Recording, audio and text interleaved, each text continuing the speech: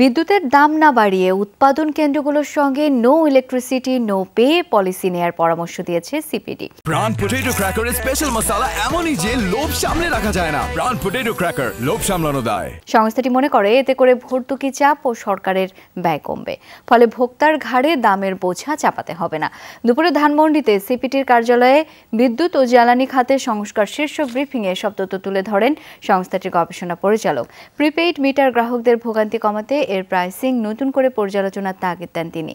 গবেষণা পরিচালক বলেন, বিদ্যুৎ ও জ্বালানি খাতে ব্যক্তি ও গোষ্ঠীর স্বার্থে বিইআরসিকে পঙ্গু করা হয়েছে।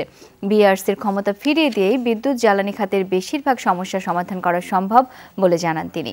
বলেন, এই মুহূর্তে 40% বিদ্যুৎ সক্ষমতা উদ্বৃত্ত রয়েছে। নতুন কোনো বিদ্যুৎ কেন্দ্র নির্মাণ ছাড়াই বর্তমান উৎপাদন দিয়ে 2030 সাল পর্যন্ত দেশের বিদ্যুৎ চাহিদা পূরণ সম্ভব। এই খাতে